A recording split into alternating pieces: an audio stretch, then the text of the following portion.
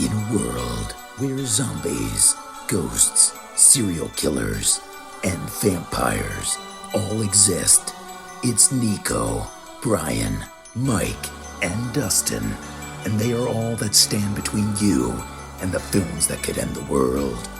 Welcome to the Don't Go Out There Horror Movie Podcast. Welcome back, everybody, to the Don't Go Out There Horror Movie Review Podcast. Just want to thank all our fans and listeners. Really appreciate all support. You guys are awesome. This has been an incredible year. Before you get into tonight's film review, I just want to give a quick shout out to our website, don'tgoouthere.com. Brian has done a great job with our website. All of our episodes and interviews are on there, from our very first episode to the weekly release. Check out our website. We've done some incredible interviews in the past with horror legends. Check out our interviews tab. Really easy to find those interviews. Check out our store. We got some new t-shirts. Brian and Dustin both designed some really cool shirts. You know, rep your favorite podcast. We'd love to see the pictures. And we also have Shan's Etsy page attached as well. Her Tumblr's been selling like crazy. And I'm going to give a shout out to our social media links: Facebook, Twitter, Instagram, YouTube, and TikTok. Like us, subscribe us, follow us, all that good stuff. We love interacting with you guys. We love meeting new people. We love answering your questions on the show as well. So that's another part. We always answer all of our questions. And the last thing we'll shout out on our website is our Patreon. We call it Blood Donors. We have the traditional monthly reoccurring kind. Takes a big burden off of us. It's not cheap or free to make a decent sounding podcast. It costs money, make YouTube videos. It costs money to do all that stuff. And it takes a big burden off of us. And we really appreciate y'all's financial contribution in these tough times. And we also have a one-time donation available as well. If you're a big fan of a movie and you want us to review it, we have that option available as well. Tonight we're concluding Overdue Month with Brother Dustin's pick. You want to announce your pick and why you picked it, brother? Yeah. So I picked a movie that honestly fits this description of the theme for this month to a T. Overdue Month, and we hadn't done 1981's The Evil Dead. I mean, this movie's got such a cult following. It's very instrumental in the growth of the genre.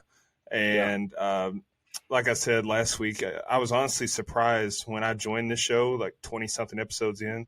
I was surprised you guys hadn't done it already. That's how important this movie is to the genre. It's not everybody's favorite cup of tea, but I get that. And also I picked it because, hey, this movie takes place about 45 minutes up the road from where I am, East Tennessee. This takes place in the thriving metropolis of Morristown. So let's knock it out. Dustin, I feel like this movie is definitely the epitome of Overdue Month. This was one of our options when we did a Twitter poll for episode 100. It did lose out to The Exorcist, but this movie is, definitely overdue, whether you like the movie or not. I'll just be honest, I hadn't seen any of them until this one. Not a big fan, honestly, at all. Just not my cup of tea. I think probably Dustin could have guessed it. It kind of falls in that like horror comedy thing, and I wasn't a big fan of Shaun of the Dead, and I kind of feel like this is kind of similar to that, honestly. Just how I view it is anyways. What's funny about that is the first one is pretty straightforward horror, but from everything I've read, the rest of I haven't seen any of the other series peek behind the curtain. This is the only one that I've ever seen. But everything else is actually horror comedy. Like, they amplify it a lot. So if you didn't like this for that reason, don't even bother with the rest of them, I'm guessing. Exactly. Yeah, that's what I've heard as well, but I don't know, it felt more lighthearted and not like, nothing was scary to me in this. Nothing was that I read at the end, I think the atmosphere is good, but like, I'm not scared at all. The demons aren't scary looking. It's just not for me. It's no hate to the cult following this movie has, and I fully accept how important it is to the genre, and Bruce Campbell is a legend. I accept that as well, and Sam Raimi, he's a legend. Love his Spider-Man movies. And I like Drag Me to Hell. I'll pick that one down the road. I'm a fan of that movie, honestly, and that one's over the top and goofy, but this one's just not for me. Brian, what'd you think? All right, so I have an interesting relationship with this movie, and basically this series as a whole. I have seen them all except for the TV show. I did not watch Ash vs. Evil Dead. As Dustin mentioned, this thing was filmed in Morristown. My grandma lived in Morristown and Whitesburg for almost my entire life, so I've spent so much time up there. That's why I laughed when he said thriving metropolis.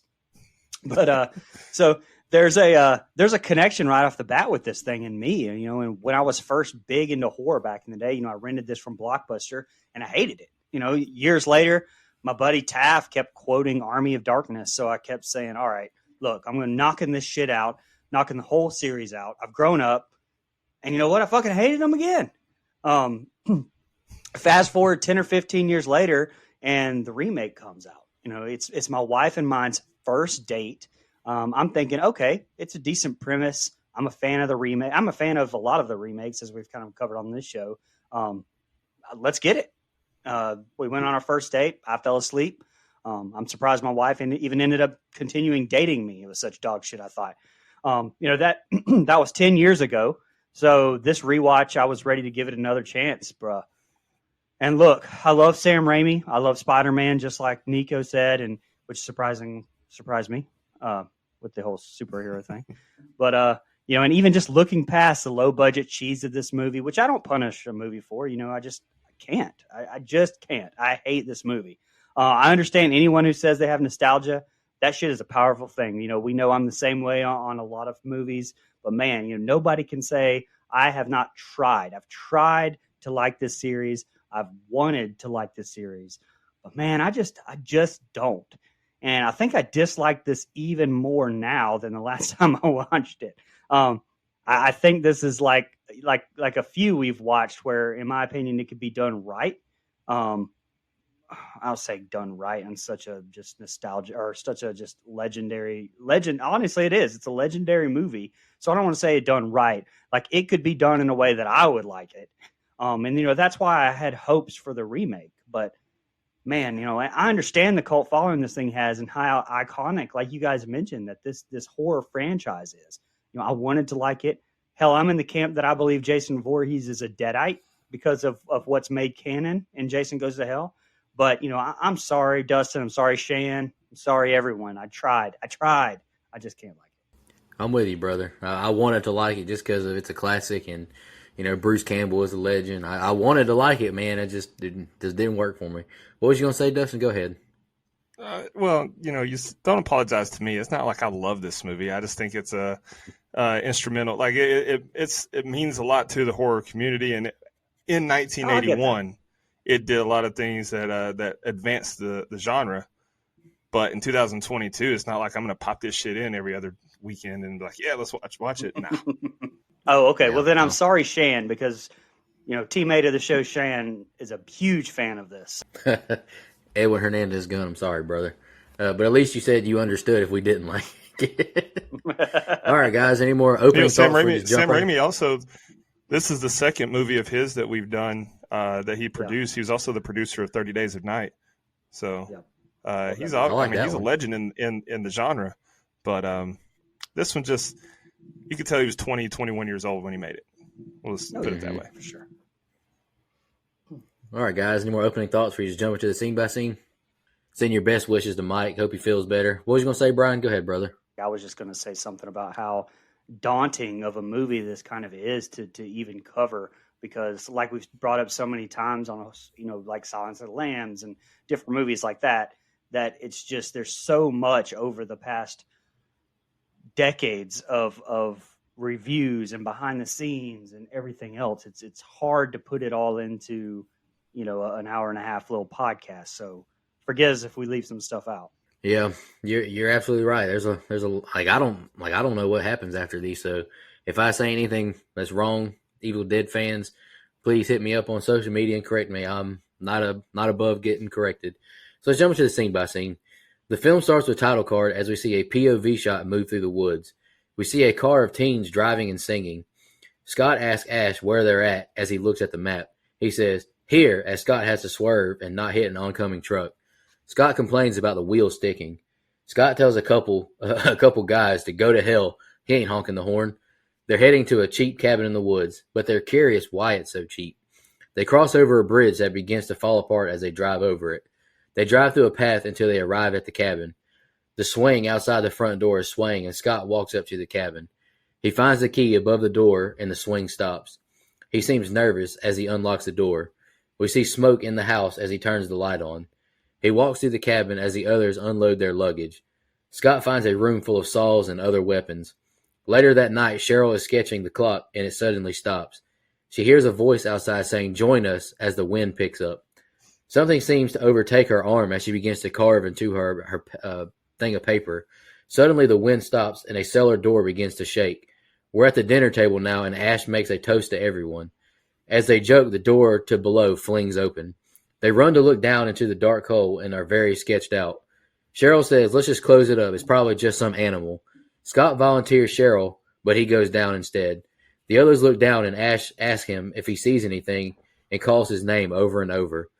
Linda hands Ash a lantern and he goes down to see what's going on. He looks around and sees nothing until he hears a noise from another door. He walks towards it and goes inside the other room and is jump scared by Scott. Scott shows him a shotgun, a Hills Have Eyes poster, and Ash finds an ugly-looking book. It has weird drawings inside of eyes, skulls, etc. Scott finds a dagger with a skull in its handle. Scott grabs the recorder. The group is sitting around in the living room, and they play the recording. A man speaks on Candor, and he and his wife are in a cabin now. He speaks on the Book of the Dead. It deals with demons, demon resurrection. They may lie dormant, but are not truly dead. They possess the living. Cheryl turns the tape off, and Scott antagonizes her. The man speaks in an unknown language, and we see smoke and a red light emerge from the ground. Cheryl yells, shut it off, and suddenly a limb falls through the window. Ash scolds him for going too far, and Scott says she's childish. Ash asks Linda to stay up with him. She agrees, but goes to check on Cheryl first. She walks in and sees Ash fake asleep on the couch, and she grabs a jewelry box he's holding. He finally reveals he's awake, and he hands it to her. It's a necklace. She loves it, and she asks for him to put it on her. She says it's beautiful and will never take it off. The two begin to kiss now as we see something watching them from outside. The POV shot walks to another window and watches and keeps moving around the cabin, seeing Shelley and Scott undressing. And now sees Cheryl in her room looking at the art and says, join us. She's scared and walks out the room and goes outside. All right, Brian, that's the opening set of scenes I got. What'd you think? So if I'm being honest, this is my favorite group of scenes in the movie. I mean, you can tell right off the bat, how low budget and amateur this is. But again, that doesn't really bother me because I understand the time period. I understand the budget. And actually, I think the minimalism, I like it did for Psycho or the original Chainsaw, I think it works here. Raimi has some pretty groundbreaking and trend-setting shots, too, I think. This opening one that gives you the first-person shaky cam POV shot, through the woods before we get introduced to the crew, I think is brilliant. It's an example of how creative this shoot had to be. I mean, they got this shot by having Bruce Campbell push Raimi in a dinghy through the swamp while he filmed that shot. I'll say that none of the characters are really likable to me. It honestly kind of surprises me a little bit that Ash becomes the star of this series. And I know the character changes a lot, but in this one, he's definitely not your typical hero, which I think does work for the movie. I mean, you'd expect that to be, Scott of the two guys if you're going to make the guy the hero. But, I guess that's kind of the beauty of it, and something I know Raimi has done with a lot of his career in different movies, kind of subduing expectations or flipping them on their head, really, and in his whole career. And that's the hero expectations. And I think that this definitely has his fingerprints all over it, obviously. Also, props to Raimi and company for creating the cabin in the woods trope, before it really became a staple of the genre. They created the fireplace for this production and didn't really have a cellar. So they had to dig a big ass hole in the ground for the shots that didn't take place in the cellar. I hope they got Ash and Scott to dig that hole because they're the fucking fastest diggers I've ever seen in this movie. They're diggers from way back. But we'll get to that later. The thing that makes this the most unwatchable for me is like the way that these characters are written. It's so comical and almost unrealistic that it really bothers me. Like stuff happens to them all throughout this group of scenes. And then like literally 30 seconds later, it's just like, meh. And it's just forgotten about it. It's not really built up to me. And one doesn't really play off the other. I know even that is kind of a trope, but it's so extreme in this. It's bad to me. It just comes across bad. Like they almost get killed in the car twice. And literally it's just like, meh, okay. Nobody's bothered by it. They're just right back to being normal.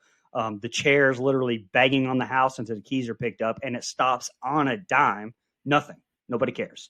Cheryl has her hand like possessed while drawing the Necronomicon on her paper, while the cellar door is banging up and down and opening up, and then nothing. Just go about your evening and eat dinner. Like right after that, nobody acts realistic to me, and I think that that's the biggest thing that takes me out of it. I get the later ones are more horror comedy, like we talked about, but like Dustin mentioned, I mean, this one's played pretty straight, and so I guess I'm looking for something different. And I'll end on a good note though. The Necronomicon gets more important throughout the series. I know, I do kind of like how it's not really explained a whole lot in this. I mean, we had the creepy recording, which is very well done, but compared to later, it's kind of left ambiguous in here, and I kind of like that. The last thing I'll say about the set of scenes is there's kind of a cool little fun fact history on this Hills Have Eyes poster that you can kind of see on the wall in the basement. This was apparently a reference to a ripped poster for Jaws that was in that film. Raimi took that as Craven suggesting that Hills was scarier than Jaws. So they showed the Hills poster saying that this was the scariest yet. This continues with the Hills Have Eyes Part 2 and the original Nightmare on Elm Street. So it's kind of cool how they kind of went back and forth with that. Yeah, I like the open that we get with the shaky camera going through the woods and then cutting back and forth to the car. I think that's a great bit of cinematography there. I'm curious about some things, though.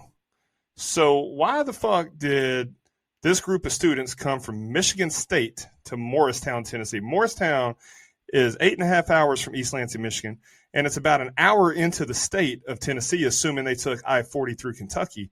So it's just an impractical location. You couldn't pay me to go to Morristown, and it's like 45 minutes from me. So that's my biggest issue with this whole movie, to be honest with you. But now when Scott is driving and he's honking the horn, here's just an error. Like his window is all the way up when he starts honking the horn, and then it's immediately down as he's yelling out the window. That's not possible because that Delta 88 definitely had manual windows. And even if it had power windows, like that shit was up and then down immediately. But that's okay. We'll let that slide. And then, first of all, she is an amazing artist. Not only did she draw that beautiful clock, she also gave us the first look of Doodle Bob from season 2, episode 14 of SpongeBob. That was an impressive drawing there of Doodle Bob. And that explains everything, because if you're familiar with that episode, Doodle Bob's a real asshole. We do get a cool shot while they're doing the toast at the table, and then the cellar door pops open. Like, I like how it shows us that happening over her shoulder. That's a good choice there. Let's see. Lost my place. There we go. And this cellar is fucking huge, man. Like, I get it. Like you said, the cabin didn't actually have a cellar. And they shot this in a basement back up in Michigan, but they shouldn't have shown us the full basement because it is huge. Like, it's way bigger than the upstairs of this supposed cabin. Yes. It's crazy. And then when they're down there, I do like that, when he finds the gun, it is cool that they have the Hills Have Eyes poster on the wall. I thought that's a very nice touch. Then we get more Doodle Bob drawings in the book when they're flipped through the pages there, and it's clear that this is a prequel to SpongeBob. Now, these characters are kind of annoying. I get what you're saying, Brian, about how like stuff's happening, and then they're just like, oh, dust that off and let's keep going. Oh, some more shit's like that's annoying also. But what's really annoying to me is her throwing a damn tantrum and making them turn that tape off just because she doesn't want to hear it anymore. Go to another room, you selfish ass. Like, no one else in the group has an issue with this satanic tape that they're playing.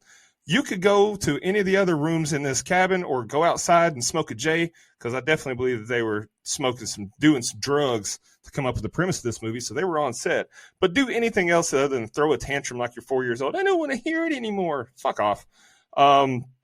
Last thing I have is when Cheryl hears the voices and goes outside, it's scenes like this that I had in mind when I came up with the name to this show.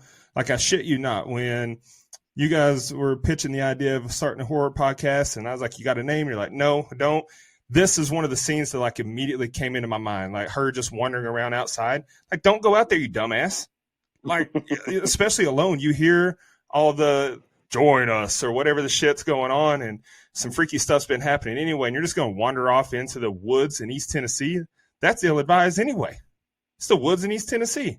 But anyway, it is a good set of scenes, though, to kind of pique our interest here, because I don't think anything outlandish happens yet. It's just pretty classic B horror stuff. To touch on your point about the smoking a J or whatever.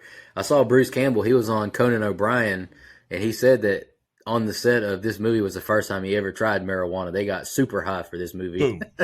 I knew it. Something else I wanted to say too, and it's just I forgot because I mean, shit, like you said, there's so much in this movie that is, sometimes we're going to forget some stuff, but the magnifying glass necklace charm, I thought, man, that is fucking stupid. So, yeah, but apparently it was going to play a bigger part than we actually got. Apparently in the script they're going to use the magnifying glass to, like, at the end to burn the book, and it was going to actually have meaning. But that got scrapped. So that makes sense on why I'm just like, why is there a magnifying glass necklace charm? But that makes sense once, knowing that. It does, but at the same time, still fuck that necklace. Because you're in a cabin that's essentially an Airbnb before they existed. There's all kinds of random shit in that basement. There could have just been a full-size magnifying glass laying around, and no one would question, hey, why is there a magnifying glass there? Yeah. And then they could have used that for their original ending. I'm sorry, but if you give a girl a necklace that has a magnifying glass on it, I just don't see her reacting like she reacts. I don't think that's a hot item, even in 1981. Was she going to burn some fucking ants? Get out of here. I agree. All right, Cheryl is outside asking if anyone is out there. She walks into the woods. I know someone's out there. I heard you in the cellar, she says. We hear some limbs cracking and a groaning noise. We see tree vines wrap around Cheryl's legs, arms, and throat. It rips her robe off, and she's drugged to the ground below. Her legs are spread, and a stick goes into her crotch area. She gathers her strength and breaks free. She runs away from the demon chasing her. She falls down but gets up and keeps running. She continues to stumble but finally makes it back to the cabin. She bangs on the door yelling for Ash. She reaches for the keys above and tries each one but fails over and over. Ash opens the door and grabs her arm as she reaches for the keys she drops. We see the demon POV back away from the cabin. Cheryl tells the others it was the woods themselves. She wants to leave tonight. They don't believe her, and she begs to be taken into town. He agrees to take her, and they get into the car, but it fails to start. Cheryl says, I know it's not going to start. It's not going to let us leave, but it finally does crank up. The others go back inside. Ash stops the car and says for her to wait for a minute. She asks if he sees anything and where's he going. She exits the car and follows after him. A limb almost hits her, and she sees the bridge has collapsed. She runs back to the car, and Ash grabs her, and she yells, it's not going to let us go. Why won't you listen to me? As he tries to calm her down. Scott chops some wood as Ash listens to more recordings. Bodily dismemberment is the only way to stop the spirits of the book. Linda and Shelley are playing a card game now, and suddenly Cheryl begins to name off all the cards and reveals her demonic look to them. Why have you disturbed us from our sleep, the voice says. One by one we will take you. She collapses to the floor. Scott asks what happened to her. Ash and Shelley walk to check on her, and Cheryl stabs Linda in the ankle with a pencil and smacks her into a wall. Cheryl throws Ash into a bookcase, and he's stuck underneath it. Scotty clubs her with the axe handle and knocks her into the cellar below and locks her down there. Later on in the night, Ash checks on Linda in bed, giving her a kiss. Cheryl continues to make noises, and Scott says to Ash, we need to leave. He says it's a few more hours until morning. Scott says we can take the bridge. Shelley asks what happened to her eyes, and Cheryl laughs. We see a demon POV shot walking towards the cabin. Shelley looks out the window. I think something's out there. He tells her to go to bed and get some sleep. The demon bashes in the window, and Shelley screams. All right, Brian, that's the next set of scenes I got. What'd you think?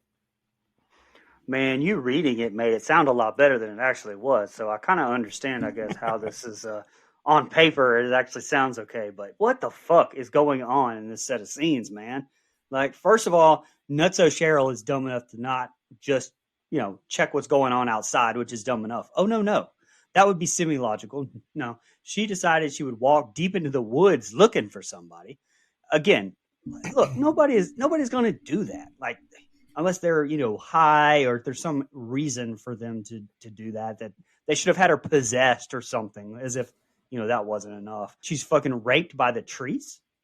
So what the hell? Like, I watched a bit of an interview that said Ellen Sandweiss was shocked herself once she saw the final product on screen. She said, quote, I knew my legs were spread, but when I saw the shoop, I was shocked myself.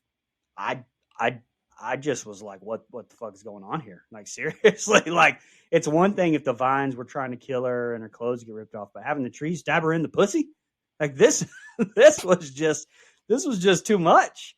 Like, not to mention that she was strong enough and broke right out of the limbs. I'm sorry. That scene was just awful to me.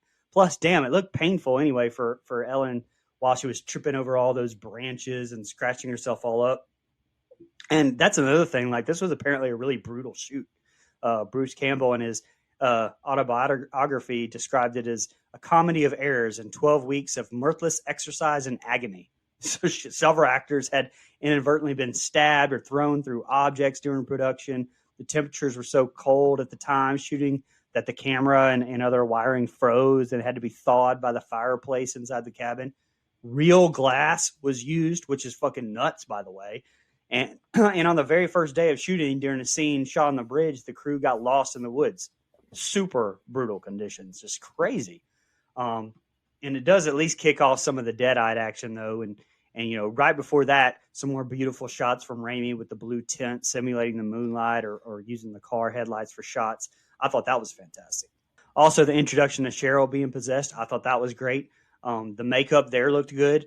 Apparently, the contact lenses were super thick and they had to wear for the demonic eye effect. Like, they took 10 minutes to apply, but only could be left on for 15 because their eyes couldn't fucking breathe with them. So that's just crazy. Now, lastly, the voice, and some of what the demon said sounded like something from the real Ghostbusters cartoon, but the makeup looked good on her. And when she stabs, is it Linda? Is it Linda that she stabs in the foot?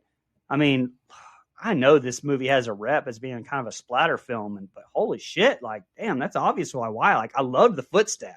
Not sure how she was able to go straight to sleep after that. That seemed crazy. But also, don't love the inconsistencies in the strength of the demons. Like, Cheryl throws people around like rag dolls here, but, all the other demons and, like, later on, even with her, it's kind of differing in strength. So, I don't know, maybe that's explained some of the sequels. Like I said, I've seen them, but it's been a long time, and I don't remember it being as serious as this movie at all. Also, no rhyme or reason to the possession. Doesn't seem to come through bites or blood or what, really. Why was Ash never possessed? I don't know. To be honest, the set of scenes just kind of seems like a big clusterfuck to me. All right, so, excuse me. What the fuck was that? So Cheryl's going into the woods, and everyone's favorite Guardian of the Galaxy turns out to be a sex offender. What the fuck was that, Groot? You can't just be raping women like that. That scene was shocking, to say the least. And then there's this, I will say, though, for as awful as that scene was, there's just something about the stop motion filming that I love. It's charming. It just feels right for an old horror movie. That alone in this set of scenes, and then at the end, the stop motion really bumps it up basically a whole 1.5 to 2 points for me in my rating, because I just love it. When cheesy horror works, it works, man. But anyway, so, and then where the fuck did Ash go to where he couldn't hear her calling for him? And then why did he just come out of nowhere silently to grab her as she was going back to the car? Like, it didn't add anything to the story other than just try to build some cheap suspense. And that didn't work for me. Like, that was a stupid little attempt at a scare that I hated.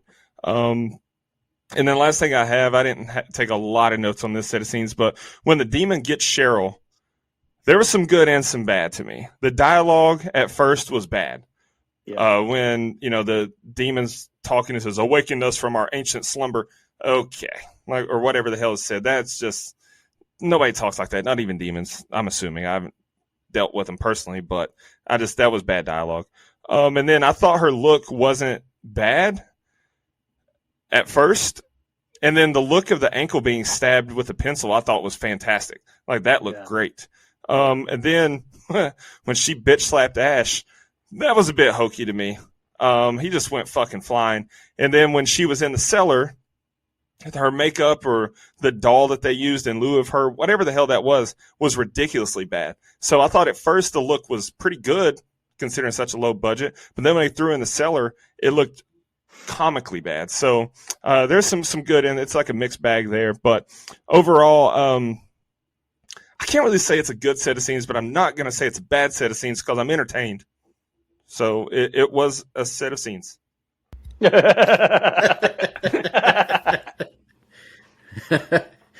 right, the guys go into the room and see the damage. Scott looks in a closet, but false alarm. Another false alarm behind the shower curtain. Scott is grabbed and has his face scratched as Shelley attacks him. The two squabble in the living room until Scott throws her to the ground and drags her out of the fire. Shelley grabs his throat, and Ash is smacked into another bookshelf and is stuck again. Join us, the demons yell. Shelley grabs a dagger, but Scott holds her off and uses his own blade to cut her hand. Shelley bites her hand off, holding the dagger. Scott stabs Shelley in the back with the dagger as Ash watches on. Shelley falls backwards onto the blade. She vomits and spits up blood. She stops moving and Scott walks by her, but is grabbed as she sits back up. Scott tells Ash to hit her, but the moment was too big. He pissed down his leg. Scott takes the axe and dismembers her body. Scott says, we're going to bury her. Shelley's dead. They take the body parts outside in a sheet and bury her in the ground and place a cross above the plot. Scott says he's leaving tonight. He doesn't care about Linda. We'll leave her here until we send help back. Scott leaves Ash and Linda behind. Cheryl continues to laugh and mock Ash. Ash checks on Linda in bed, and when he checks the wound, he sees it spread and realizes she's possessed as well. Ash goes to walk out the cabin, but Scott falls on him in pain. Linda sits cross-legged watching them and laughing. Scott says it's not going to let us leave. We're all going to die. Ash says we're not going to die. We're getting out of here. Cheryl mocks Scott as he slowly dies. Scott tells Ash there's a trail, but the trees, they know. They're alive. The demons laugh more as Scott is in agony and begins to bleed from the mouth. Ash smacks Linda over and over as Scott says to kill her. He grabs a shotgun but can't shoot her. Linda continues to laugh and she changes back normal. Ash, help me, please, she says. She gets up and hugs him. Please don't let them take me away again. Cheryl asks for his help too. I'm all right now. Unlock this chain and let me out. Ash gets down to unlock the chain, but her hand punches through the floor, grabbing his face. He stands I thought it was funny. He stands up calling them bastards. Why are you torturing me like this? Linda laughs, sitting back down again. We're going to get you. We're going to get you. Not another peep. Time to go to sleep. Ash drags Linda outside and he goes back inside to give Scott some water. Morning is an hour away. We can all go home together. Linda is back inside and she stabs Ash with a dagger and the two fight. He kicks her into the wall and he fights her off and Cheryl grabs his ankle. Join us. He shoves the dagger into her back and she falls to the floor below. She convulses, spitting up this white liquid, I guess vomit, and blood. Ash chains Linda down and gets a chainsaw to dismember her. He sees the necklace on her and stops. He begins to cry as he lays against her chest. And the next set of scenes are the ending. Go ahead, Brian. What'd you think? Well, all right. So at the start here, Shelley's screaming, and we get absolutely no hurry to go see why by anybody, any one of the guys. No idea why we're in different rooms anyway, with everything going on, but we are. And I laughed my ass off when Scott comes busting into the room with Shelley scratching at his face. Ash doesn't do shit. Like, he just sits there and just watches. It's rather funny, actually. And he doesn't even stand. After she throws her into the fire, he just kind of stands up and just like, oh, damn, good thing you had it. I will shout out the sound design of the goddamn demon screaming as she's just dying or just period. It's so unnerving and just annoying as fuck. Like, I can definitely see how Ash later is like, fuck this. The effects as Shelley demon or Deadite Shelley is killed, though, I thought it's great for what this movie is. A lot of milk was used, which is pretty recognizable.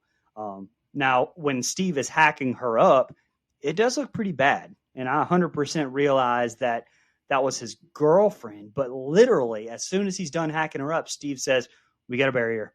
What? We do? I don't know. Shit. Okay. Maybe this is reasonable if you can dig fucking holes as fast as they can.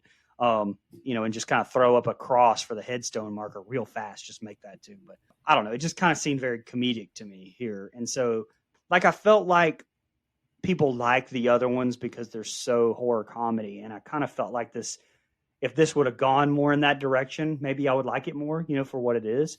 But yeah, this is just one of the many things. And look, all the demons were great, but Linda, I thought she looked awful. Like Harley Quinn almost. But god damn, that laugh was annoying, which I'm pretty sure was the point. The childish, we're gonna get you, not another peep, didn't really do it for me. Now, apparently Bruce Campbell has apologized for his character slapping Linda, but come the fuck on. Like, be mad about the tree rape scene, okay, but he's hitting a demon. He's not hitting his girlfriend. So, sorry, I don't really agree with the outrage over that at all. I did love how the demon toyed with Ash, by kind of turning back into normal Linda.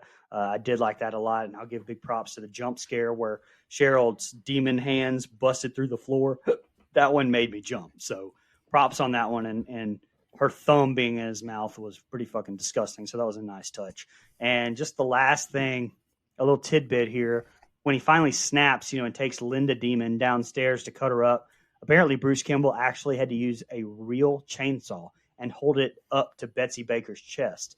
Like you can see on the close-up of Linda's neck when it shows that necklace up close, that her pulse is racing. So a real chainsaw, real glass. Shit, what a nutso production this was.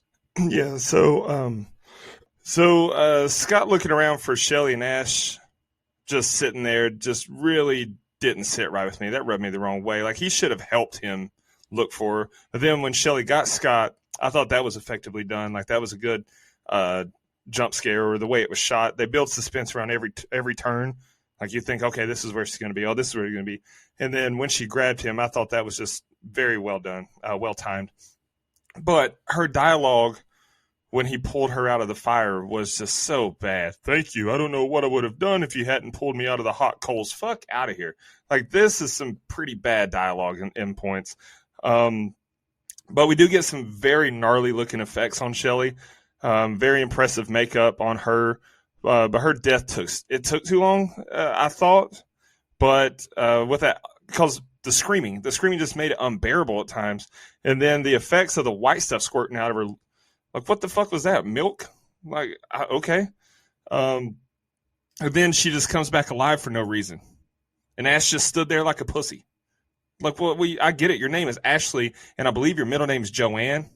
I don't know if you guys have looked that up, but I think his name is Ashley Joanne or Ashley Joan. Oh. Okay, Wow. So I get it.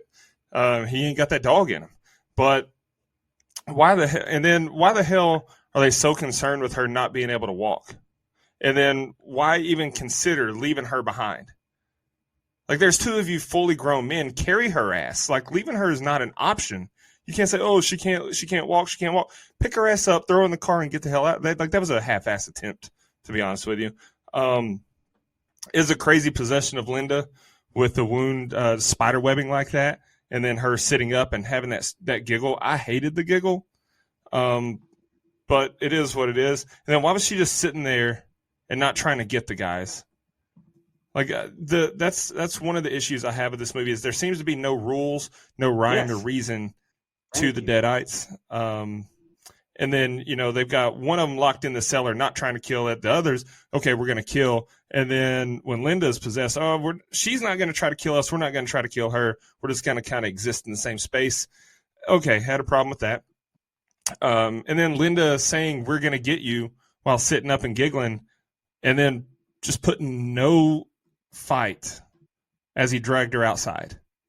Okay. Like, he just grabbed her by the feet and took her ass outside like it was nothing. She didn't. Okay, whatever. And then Linda coming back in and stabbing him, to me, was very predictable. I mean, he just took her outside, didn't do anything to her. And he should have blown her fucking head off when he had the gun pointed at her earlier. But, any misfortune that comes as a result of her is kind of expected and owed. But then when she falls on the blade, she does her best Triple H impersonation with the milk there. I don't get, that was an odd choice. Like, why are they spitting milk or cum or whatever that white? Why? Demons don't spit blood? I don't get it.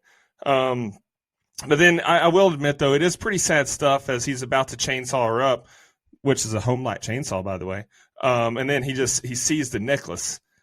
Like, what? That really, honestly, is a pretty powerful scene. Because think about this. Despite how hokey some of this movie's been, the dialogue's bad. What a shitty night Ash has had. Like, he just wanted to come to the cabin with his friends and his girlfriend and get a little poontang out in the woods. Instead, everybody he knows is dying. And he's going to have to chop up his girlfriend after he just gave her this necklace. Like, that's pretty heavy stuff. But, again, fuck that necklace. It's a stupid necklace.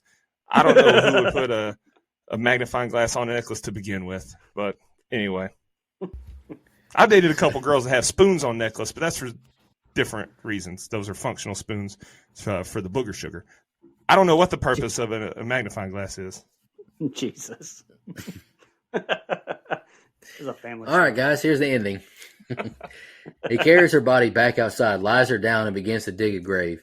Linda's eyes open and Ash pauses but continues digging. Cheryl finally gets free and Ash picks Linda up, placing her in the grave. He finishes filling the grave back up and sees the necklace on the ground. Linda grabs his hand as he reaches for it, and she scratches his leg all up.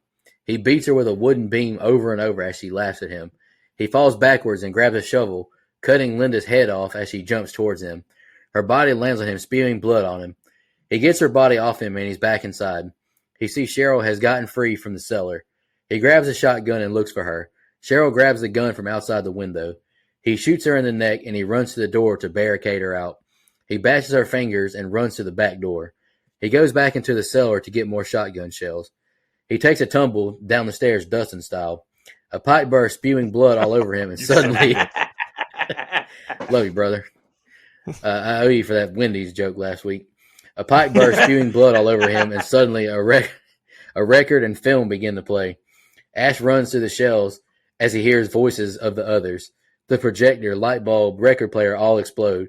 Ash goes back upstairs, and we hear the clock going off. He sees the hands moving backwards. Ash goes to leave, but the shutters begin to slam repeatedly. He looks at himself in the mirror, then touches it, and his hand sinks in like water. He shoots the window and backs into the door. He gets a new shell in the gun and looks at the necklace he gave Linda. Cheryl's hands punch through the door, grabbing Ash. "Join us," she yells. Ash shoots her through a hole in the door. He uses a dresser to barricade the door as we see Scott get up and attack now. The Necronomicon falls to the floor near a fire. Ash gouges out Scott's eyes and he drops him. Cheryl gets inside and fights Ash again. He reaches for the necklace on the ground as Scott grabs his ankle, biting it. Cheryl gets a fire poker, beating him with it. Ash uses the necklace to grab hold of the book. He tosses it into the fire. The Deadites stop attacking and they begin to dissolve and die. We see these giant hands erupt from their bodies. Ash hears, "Join us" again. Ash gets up and the clock is working again and it's light outside. He goes outside and we see a POV shot running towards and through the cabin, and it runs into Ash, knocking him over, and the film ends. All right, Brian, what do you think about the ending? Yeah. Look, I'll give it some props. You know, I love the callback to Demon Linda when she was peeking, when she thought that Ash wasn't looking, you know, while she was laying there dead, or so thought. And, you know, that callback to when they were doing that earlier when Ash gave her the Dustin necklace. I appreciated that. Now, we all know how I am about decapitations anyway, so the one swipe decapitation with the shovel made me absolutely roll my eyes. A little tidbit, though, about when the corpse of Linda tried to mount Ash here during this scene. Apparently in post-production, that scene was added to kind of, quote, even the score, kind of even the potential controversy that they obviously expected with that Cheryl tree rape scene from earlier. So, I mean, they knew what they were doing. They knew that was going to cause some controversy. Cheryl busts out of that basement with relative ease, you know, kind of begging the question of why she's waited this long to do that. And speaking of shooting Cheryl through the windows, you know, another tidbit here in this group of scenes, and, you know, kind of add to the nuts of the production, when Ash shoots Demon Cheryl through the window of the cabin, causing the big explosion of blood, Bruce Campbell's actually firing real life ammunition at a dummy, you know, kind of causing the scene to look more realistic. So Alec Baldwin, decades before Alec Baldwin, I guess. You know, and during the premiere of Ash vs. Evil Dead, which is, like I said, the only one I didn't see, Bruce Campbell claimed that the final shot in this film where Ash is attacked by that demon was achieved by mounting a camera on a tripod, then mounting the tripod on a motorcycle and driving it through the forest, through the cabin, and deliberately into Campbell. And Campbell claims to have had broken ribs because of this. That's crazy. It's nuts. Now, I did appreciate how Ash really kind of came into his own here by the end, though. Had a nice little arc there. And the scene with him loading up and hearing everyone's voice from earlier in the movie, I thought that was done very well. The shot against the projector screen, I thought that was great and looked great. But all in all, look, I'm sorry, but at this point, I'm just glad the movie's over with, to be honest. All right. So I think we get a great callback here to earlier with her opening her eyes and then closing them when he's looking. Like, that was a great callback to when they did that shit with that stupid-ass jewelry box with a stupid-ass necklace in it. And then we get some pretty gruesome stuff with his leg getting all gashed up and torn up like that. And then it's hilarious stuff as he just beat the hell out of her with that 6x6 post, and then her just giggling the whole time. And it's even funnier when he lopped her head off with a shovel. Like, that was hilarious to me. Number one, that post must not have weighed anything the way he was swinging it. And then just, I don't know, the optics of her head going flying was great. And then the door, boy, if you don't go to hell, the windows are busted out. Closing the damn door ain't going to do a damn thing to keep the deadites outside. Go to hell. And then Nico alluded to it, but him falling down the stairs to the basement, God, that hurt me. I've done that about, I don't know, no less than 10 times in my house. I've got some pretty steep stairs going down in my basement, and they're wooden stairs, and so sometimes they get slick. Oh, shit. I had to pause the movie and take a walk around the living room holding my back. That one hurt me. But I think we did get some very cool visuals when the whole house started bleeding. But how the hell did he get the blood off of him so easily? Like, his face was completely covered, just douched with blood. And then in the very next scene, it all went away. Like, his face is dry. So, okay, that's you could tell they stopped filming for the day and then picked it back up. That's okay. The last act, though, really drags on too long, in my opinion. The runtime of this movie is not bad, but you really feel it in this set of scenes to me. It's very cool effect of him, touching the mirror and it being water. I thought that was very well done, considering the effects and the budget they had to work with. That looked cool. But it is very predictable when he's up against the door and then the hand busts through and grabs him. Like, I was thinking the whole time, because it had been a long time since I saw this movie and I didn't remember how he was grabbed. I was watching and I was like, man, don't put your back up against a door or a wall. Come on. And then it was great looking effects when he shoots her in the fucking face. That looked pretty cool. Then Scott gets back in the mix here. Why didn't Ash take care of him sooner? Should have buried his ass with Linda. Like, you know what's going to happen. Like, you've seen people turn, and then you're just going to leave him laying in the floor. Like, you bring that on yourself. Go ahead. Why did they turn? Like, what's the purpose? Did I miss that at all? Like, what? It wasn't the blood. It wasn't the scratches. It wasn't, like, what was the reason for being possessed? All right. So I've got that as well, like, somewhere in here, but it doesn't make sense because everyone else, if an infected person, like, scratched them or bit them, that's when they turned.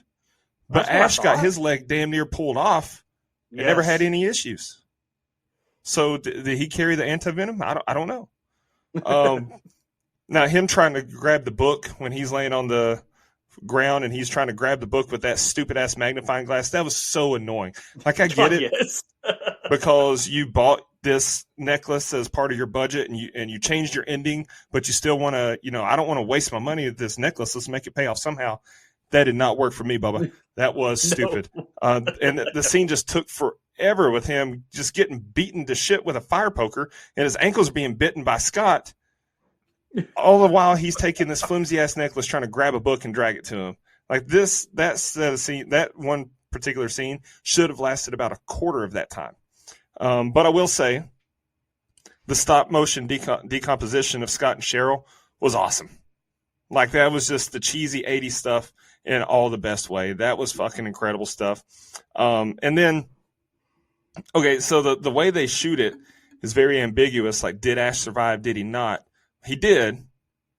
We know that because there's sequels. But what an unfortunate situation he's in, man. And this is where I put it. Like, everyone else, they've been scratched or bitten. They got possessed immediately, and I guess he was just built different. But And they didn't need to leave it so up in the air like that because we get the sequel, so we know that he's alive. But the way they shot it made it look like, okay, he got overran and there's no survivors. Didn't like that they left it up. I don't know, that just didn't work for me.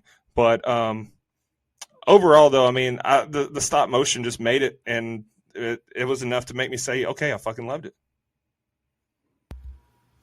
All right, guys, let's jump into our social media comments and questions. Let's do Facebook first. Michelle Mirza, big fan of the show, great friend. She said, "Good choice, guys. Very much long overdue." Can't argue with that. I was really surprised we've gone 253 reviews until we done this one. But hey, Right. it'd be like that sometimes.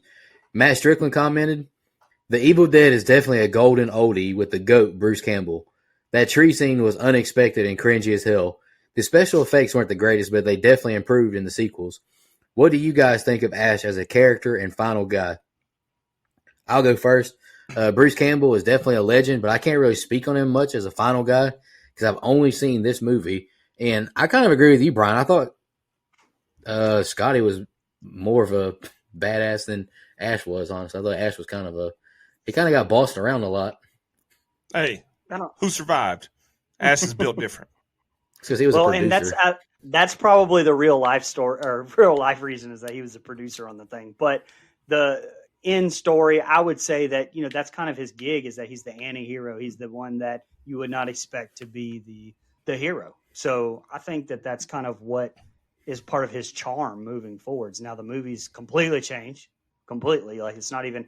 And I've kind of got in my summary about the beginning of Evil Dead 2, so I'll talk on that a little bit later. But yeah, I mean, I honestly, like I said, I haven't seen the sequel or the show or the remake or anything, so I can't really speak to Ash, unfortunately, as a final guy. But as one film as the final guy, not that great. I mean, he got his ass beaten most of the movie. He made bad decisions, left people alive for too long when he could have ended all this misery a lot sooner. Gave his girlfriend a shitty necklace. No, not good. In the later ones, he gets more and more kind of pompous and asshole-ish, but that's kind of, if you're looking at this as one long timeline, he's been through a lot of shit, so you can kind of see that. But he does get a lot more of a selfish, kind of pompous, asshole-ish type vibe to him later on. I hate to say it, but I've heard Bruce Campbell's not the friendliest person either to meet at conventions. I've heard that from several people, so maybe he takes the persona all the way to his real life. But I haven't met him, so I can't speak on that. All right, let's jump over to Instagram now. Elbow.Tyler said, "Best movie ever. Big fan of the homages to Texas Chainsaw and The Hills Have Eyes. Do you think the filmmakers are trying to say anything by having the women get possessed first, or is that just a coincidence? Do you guys like the TV show? Can't wait to hear your opinions on this masterpiece. Join us with the zombie emoji." Any thoughts, guys? I can go first. Yeah, first of all, let me say this, Elbow.Tyler, you can't see it, but my head is turned to the side, and I'm looking at you with a side eye right now. Best movie ever? Let's pump the brakes a little bit here. I get it. Everybody's got their own preferences, and if you said this is your favorite guilty pleasure, okay. But best movie ever? That's pretty strong. Unfortunately, I haven't seen the show. It is on my list. I will get back to you on that. I haven't seen the TV show either. And honestly, I think it was just kind of a coincidence that the women got possessed first. I mean, I just felt like they were after. I feel like they were just after Cheryl from the get-go. Oh, yeah, I forgot that part. I'll say that I think it's very much of the time. I think that 1981, if this movie was remade today, and I don't know if the remake did it in a different order, but I think it just wanted to portray, I think it definitely was a choice to portray the women as more weak and susceptible to evil. Well, I mean, you were getting into the time period. I mean, you had Halloween, you had Final Girls, and like we talked about with Sam Raimi, he's kind of trying to flip the trope a lot.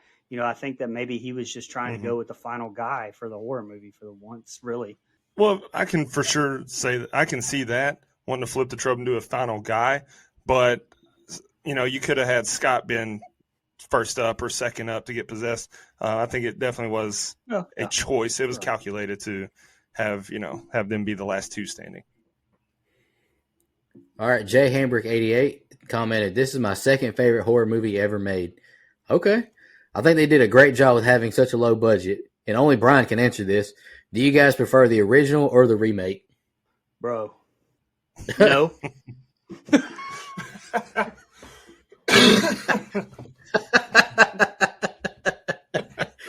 I guess the original. Dustin, we're going to have to watch the remake just so we can answer our guy's question.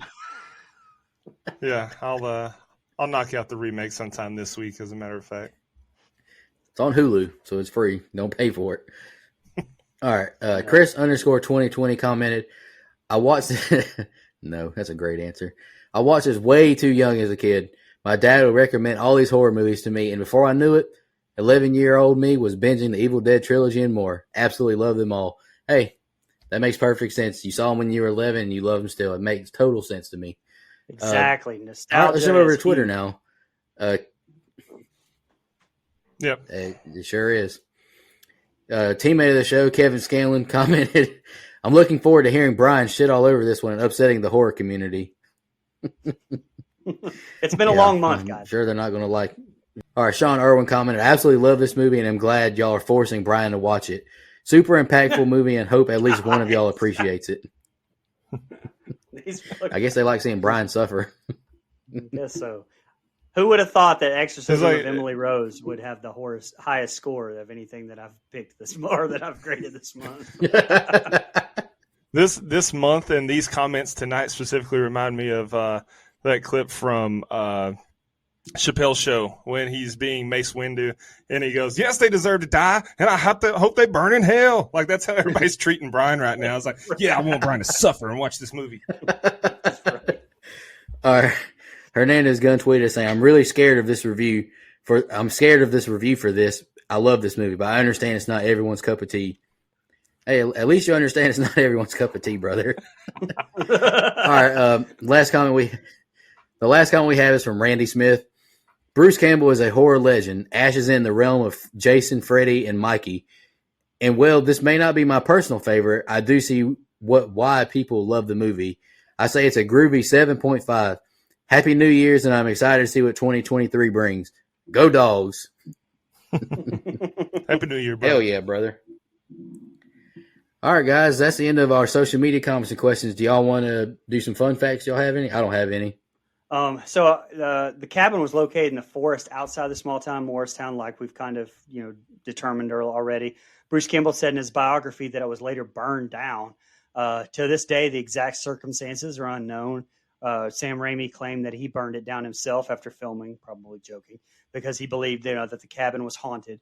However, according to other sources, it burned down years after the film was made because teenagers illegally went to the cabin and accidentally set it on fire while camping outside of it. Today, the only remaining part of the structure is the fireplace that was specifically built for the film.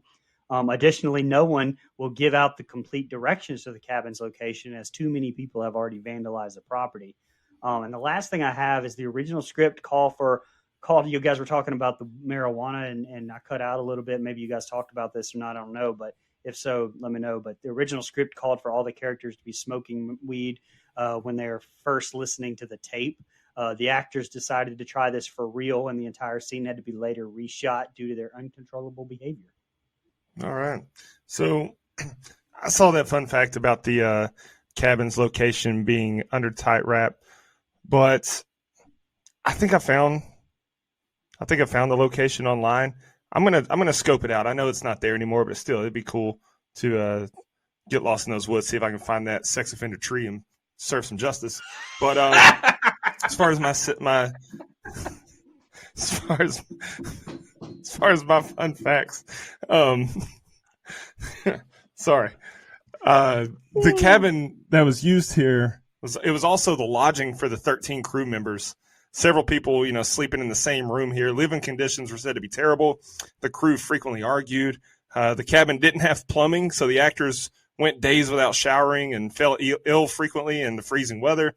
By the end of production, they were burning furniture to stay warm, so just a fucking nightmare situation there. Yes. At the end of the principal shooting in Tennessee, the crew put together a little time capsule and buried it inside the fireplace of the cabin as a memento of the production to whoever found it. The cabin was destroyed, and only the fireplace is still intact. So that's why I kind of want to find it, see if I can get a picture with the fireplace. I think that'd be pretty cool. Maybe I'll do that this upcoming weekend. Post it on our social medias. Bruce Campbell put up his family's property in northern Michigan as collateral so that Sam Raimi not only could finish the film, but also blow it up to 35 millimeter film, which was required for theatrical release. Raimi was so grateful for his financial contribution that he was credited as a co-producer. The blood for this film was a combination of Caro syrup, non-dairy creamer, and red food coloring. At one point, Bruce Campbell's shirt that he wears was so saturated with the fake blood that after drying it by the fire, the shirt became solidified and broke when he tried to put it on. That is one thing that I will commend this movie on. I thought the blood looked fantastic. Like, a lot of times the blood just looks shitty, especially with low-budget films, but I thought the blood looked great. The film actually ran out of money, and only half of it has been completed in the winter of 1980. And in order to complete it, Sam Raimi, Rob Tapert, and Bruce Campbell did everything they could to complete the film, from taking out high-interest bank loans to borrowing money from friends and family, and even making cold calls to businesses around their hometown in the state of Michigan. The cold calls worked, and they actually got catering, gasoline, and other necessities for the cast and crew. God, I got a lot, guys. Sorry. The film was shown to Stephen King, and it was his glowing endorsement, which sold it to New Line Cinema and got them to distribute it. Production was halted frequently when local hunters wandered into the location. And, of course, we get Sam Raimi's personal vehicle, the Oldsmobile 1973 Delta 88. It was Ash's car in the Evil Dead movies. It was Uncle Ben and Aunt May's car in the Spider-Man movies. It was Annie's car in The Gift from 2000, which also is on my list to review one day. And it was Mrs. Ganush's car in Drag Me to Hell. And it's also made cameos in nearly all of his other movies. I thought that was pretty cool. Nice. Let's see. The film initially was released in the United States by New Line Cinema with an X rating. It was revised to NC-17 in 1994. Home video copies produced by Anchor Bay Entertainment are uncut and unrated because of the licensing studio, Renaissance Pictures, was not contractually obligated to provide an MPAA rating. 2 more here and we'll be done. I need a breath. Richard DeMoniker and Teresa Tilley are members of the Screen Actors Guild. They use stage names to avoid being penalized for participating in a non-union production. DeMoniker credited himself as Hal Delrich and Tilley used Sarah York. And the last one that I've got, Bruce Campbell, star of this film. He was also in Serving Sarah in 2002 with Matthew Perry, who was, of course, in Friends with David Arquette's ex-wife, Courtney Cox. There you go. Nice. 2 degrees of David Arquette. All right, guys, let's jump into our favorite kill, least favorite kill, and the rating. Dustin, you said you wanted to do Mike's first. I think you got the budget in there as well. Yeah, I do. I'll go ahead and knock this out here. So this is only my second time watching this movie, and it was so much different than I'd remembered. I enjoyed it this time around more. I honestly wish it had a little more camp like the second one does, but it still took a step up in my book. Bruce Campbell as Ash is iconic. So many shots from this movie are iconic, and while this won't ever be a franchise that I'm all in on, I'm glad I gave this one another shot. I'm one of the few that likes the remake as well. I like the idea of the Deadites, and the way this movie does it. It's body horror. Fuck that up. Okay. Just want to say, demonically possessed trees, greater than, demonically possessed mirrors. Fuck Oculus. P.S. Go Spartans. Favorite kill? Deadite Shelley. Most people seem to feel this way on the internet. Least favorite kill? Linda. Death via possession is lame. As far as the budget, $375,000 budget, grossed $2.7 million in the U.S. and $29.4 million worldwide. Fun fact, actually, I found is that this movie ranks 15th all time for the domestic box office for NC-17 movies. So that's pretty good. It was pretty successful. Nice. Back to Mike. Score. Still not on my list of cult classics, but I'm glad I gave it another shot. Gave this movie a 6.75. Okay, I'll go ahead and go next. My favorite kill was Shelley, being cut up by the axe. My least favorite kill was Scotty, being that it was just off screen. It was weird. And I kind of brought this up earlier, but so in Evil Dead 2, because of some sort of like rights thing with the studio not wanting to give it back to Raimi, the first 10, 15 minutes of Evil Dead 2 is a remake of this movie, but with Ash and Linda, and it's different actors playing Linda because the actress that played her in this one was pregnant, but but not the rest of them. It was like, it almost like reimagined this movie with only those two. And I mean, you know how confusing that is? Like, that's why the first time I watched it, I was like, what the fuck am I watching? It's the same movie again, but just, I don't know, different. I don't know. It makes this movie not matter. So it's hard for me to care about it if they didn't. I don't know. Even if it wasn't my cup, even if it was my cup of tea, I would still be like, whoa, I don't get that. I don't understand that. But as we already touched on this, it's not my thing. I recognize how iconic it is and all of that stuff, and I agree with all that stuff. It's just not I just don't like any of them. I don't like any of the Evil Dead movies. Sorry for the score. It's a 3.75 from me. Ooh, okay. You go last, Dustin. You're doing the composite. Favorite kill? I disagree with Mike. I chose Linda when she was decapitated. I thought it was unexpected, and I like seeing her head get cut off.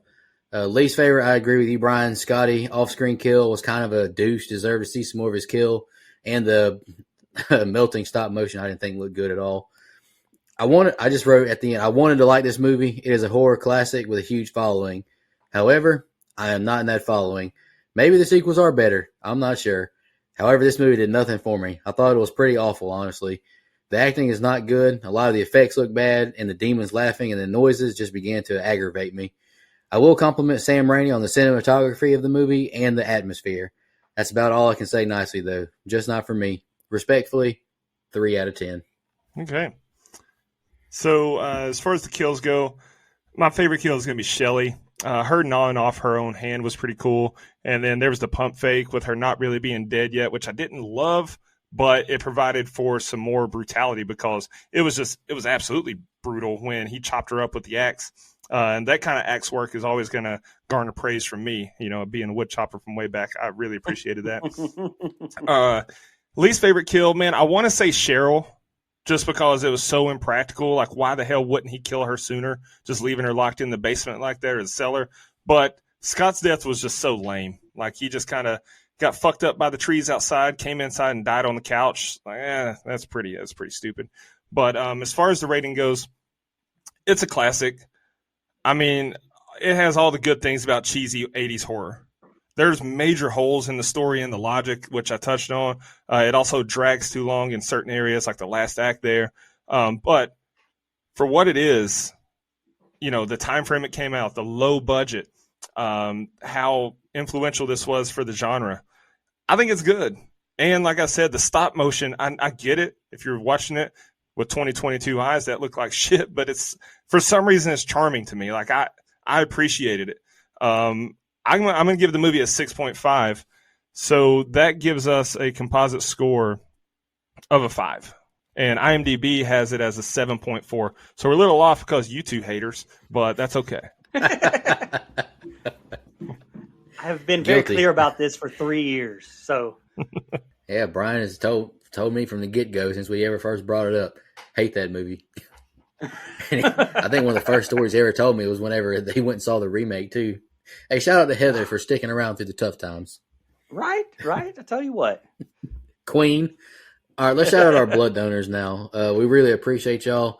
You take a big burden off us to help us produce this podcast. Our camper level reoccurring are Clayton J., Nina, Michelle Mirza, Andrew Ferguson, Carrie Adams, the Horror Movie Crew podcast, Alex Seligson, Eric Doolittle, Sean Irwin, Brian Samick, and Gail Kuntz. Our camp council reoccurring are Hunter Nelson, Dennis Kennedy, Edwin Hernandez-Gunn, Joe Swinford, Jennifer Davis from the Too Close to Home podcast, Heather Smith, Kylie Denise, all the way from Australia, Adrian Aiello, Jake Hambrick, Clay Moore, and Karen. Our new legendary blood donor is Matt Strickland. And our final guy donor we have a film review for is Matt Sears. And I'll go ahead and announce our next review, which will be Matt Sears' final guy donor pick. We are going to be taking on Constantine. Matt, apologize it's taking us so long, but it's just been super busy. But we'll definitely be knocking out that movie next week. And we'll also be starting off a new theme month, or no theme, just freelance picks. It's Brian's pick next week as well. We're going to be knocking out 2 reviews. Brian, you want to announce your pick for next week as well? 1994 Fear Street. God almighty. Yeah. Wow. I don't know. My mind just went blank for a minute. 1990 or Fear Street 1994, which was not made in 1994, but I actually really like that movie. It kind of reminds me gives me the Scream nostalgia. So that's why I think I like that one the best of the trilogy. Looking forward to our next month. Honestly, we're doing all newer movies, and so it's gonna be fun. I'm looking forward to them. Just want to say appreciate everybody. Well, I mean, we can finally do Mike's Overdue pick, that came out earlier this year. Movie came out 6 weeks ago, and we're like, hey, it's overdue. Let's do it. Love you, brother. I hope you're feeling better. I just want to thank all our fans. This is going to be our last review of 2022. Really appreciate all the support. It's been incredible to think that we've been doing this for over 3 years now. I'm excited to kick the new year off. We're doing a lot of big things next year. Overdue Month was fun. I feel like we knocked out 4 movies that definitely all were overdue for a review. So I'm really happy we did that. Thank you again to all the fans. I really appreciate y'all. Y'all have a good one.